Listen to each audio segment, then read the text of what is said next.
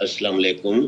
वालेकुम जदानूर चैनल से मैंने पहले भी रिक्वेस्ट की थी कि आप वसल्लम पे जादू हुआ या नहीं, हदीस और कुरान से साबित करें। आपने ये प्रोग्राम नहीं किया, बराए मेहरबानी इस पे कोई प्रोग्राम किया जाए। बहुत शुक्रिया, मैं ज़रूर करूँगा। दरअसल जादू के सिलसिले में मैंने आज से तकरीबन 20-22 साल कबल कुछ कैसेटें भी रिकॉर्ड की थी, जो कि मशहूर यहाँ के मुआलिज थे शेख अल हमरी, उनकी आवाज़ में रुक़या शरइया था, जिन्होंने फिर किताब की शक्ल में उसको मुरतब किया, और इस नाचीज़ को मौका मिला कि मैं अपनी आवाज़ में उसे ऑडियो की शक्ल में रिकॉर्ड करके भेजूं, तो वो बहुत मशहूर भी हुई। अब तो चूँकि ऑडियो का ज़माना चला गया है, अब वीडियो का दौर है, इसलिए उसके चंद टुकड़े यूट्यूब पर आपको मेरे मिल जाएंगे। मेरे ख्याल जद्दा टीवी पर भी हैं, आप उसे ज़रूर सुन सकते हैं। बहरहाल इस सिलसिले में जो अहले इल्म के सही मौक़िफ़ हैं, उसमें दो मौक़िफ़ असल में वजूद में आए हैं। एक तो है मुनकरीन हदीस का, वो ये कहते हैं कि जो हदीस पेश की जाती है उस पर एतराज़ करते हुए कि अल्लाह के रसूल सल्लल्लाहु अलैहि वसल्लम पर जादू नहीं हुआ था। दूसरा मौक़िफ़ अहले सुन्नत वल जमात के बड़े ग्रुप का है, जिसमें जमहूर उलमा, अहले हदीस उलमा, इवन अहनाफ के उलमा की अक्सरियत भी इसमें शामिल है, और वो सही बुखारी और सही मुस्लिम की जो मुत्तफ़क़ुन अलैह हदीस है, हदीस नंबर 858 बुखारी शरीफ में, और हदीस मुस्लिम शरीफ में है 5766। इन अहादीस से इस्तदलाल लेते हुए वो ये पेश करते हैं कि बनु ज़रीक़ के लुबैद बिन अल-असम नामी शख्स ने अल्लाह के रसूल सल्लल्लाहु अलैहि वसल्लम पर जादू किया, जिसकी वजह से आपको ऐसा महसूस होता था कि आप कुछ कर रहे हों, हालांकि वो नहीं करते थे। एक दिन या रात जब आप अलैहिस्सलातु वस्सलाम सैयदा आयशा के पास तशरीफ़ ले गए, सैयदा आयशा के पास थे, तो आपने बार बार दुआ की और फिर फरमाया, हे आयशा, क्या तुम्हें मालूम है कि अल्लाह ने मुझे वो बात बता दी है जो मैं उससे पूछ रहा था। मेरे पास दो अफराद आए और मेरे सर के पास, और एक मेरा सर के पास खड़ा हो गया, और मेरा एक दूसरा जो शख्स था वो पाँव के पास बैठ गया। उनमें से एक ने दूसरे से पूछा, उस शख्स को क्या मसला है, इस शख्स को क्या मसला है। अल्लाह के रसूल सल्लल्लाहु अलैहि वसल्लम की तरफ इशारा करके उसने पूछा कि इस शख्स को क्या मसला है। दूसरे ने कहा, जादू किया गया है। अब ये फरिश्ते एक दूसरे को बता रहे हैं।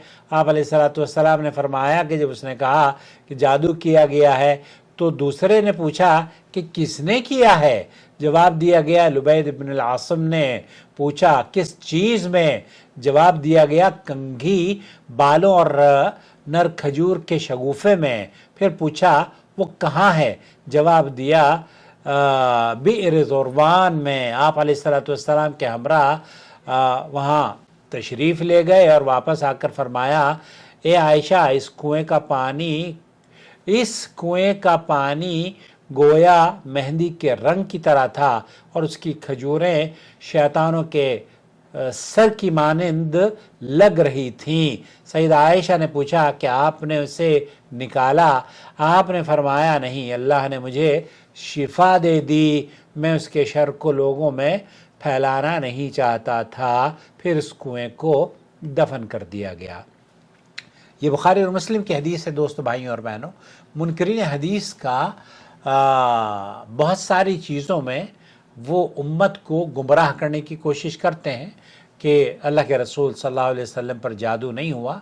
हालांकि ये हदीस जो बुखारी और मुस्लिम है, मुत्तफ़क़ुन अलैह हदीस है, क़त्ई दलील और वाज़ेह बुरहान है कि नबी करीम सल्लल्लाहु अलैहि वसल्लम पर जादू हुआ था। जादू एक बीमारी है, और दीगर बीमारियों की तरह ये भी अंबिया को असरअंदाज कर देती है। जादू की तारीफ़ के बारे में अहले इल्म ने जो बयान दिया है वो ये कि कई चीज़ें ऐसी होती हैं जो कि उसूली तौर पर उसका कोई वजूद नहीं होता, لیکن آپ کو وہ محسوس ہونا شروع ہو جاتی ہیں.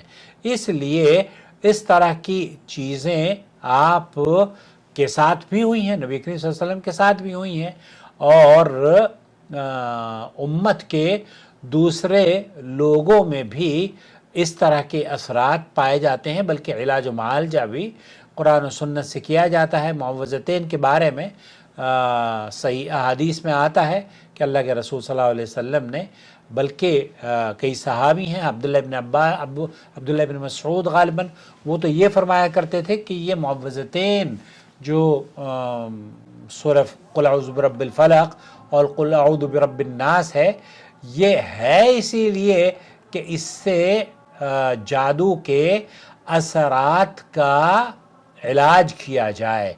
تو دوستوں, بھائیوں اور بہنوں, اہل سنت والجماعت کا اس میں اتفاق ہے کہ اللہ کے رسول صلی اللہ علیہ وسلم پر جادو ہوا ہے, اور شیخ ابن باز وغیرہ نے بھی اس حدیث کو نقل کر کے ہی یہ بیان فرمایا ہے. انه وقع في المدینہ, هذا ثبت في الحديث الصحيح انه وقع في المدینہ, وعندما استقر الوحی واستقرت الرسالہ وقامت دلائل النبوہ.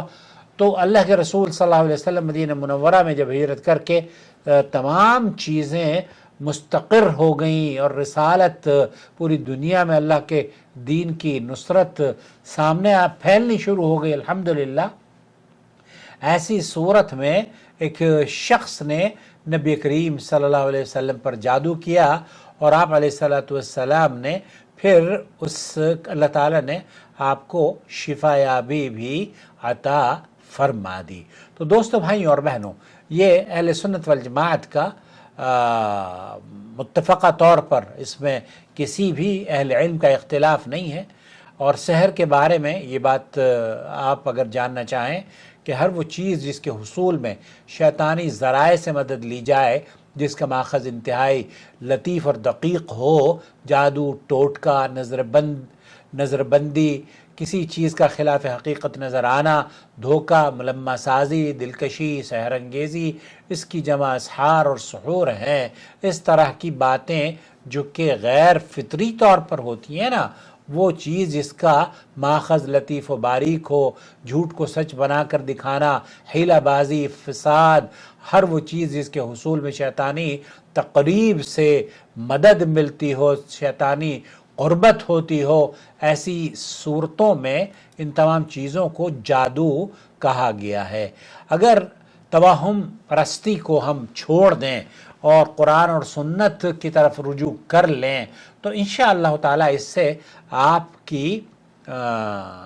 کو شفا یابی بھی حاصل ہو جائے گی, اور آپ کے لیے یہ سمجھنا بھی آسان ہو جائے گا کہ جادو کا ذکر قرآن اور سنت میں موجود ہے. تفسیر ابن کثیر میں امام ابن کثیر لکھتے ہیں کہ یعنی جادو ہر اس چیز کو کہتے ہیں جو بہت لطیف اور باریک ہو اور ظاہر میں انسان کی نگاہوں سے اس کے اسباب پوشیدہ ہوں. یہ مختصر سی ویڈیو, مجھے امید ہے اس بات کا اعتراض جو آپ نے کیا ہے نا کہ آپ نے جواب نہیں دیا, میں نے جواب دے دیا ہے. اپنا بہت خیال رکھیں. الواجب على علماء الحق أن يتقوا الله وأن يعلموا الناس وأن يرشدوا الناس من طريق الإذاعة, من طريق الكتابة والصحافة, من طريق التلفاز, يعلموا الناس دينهم.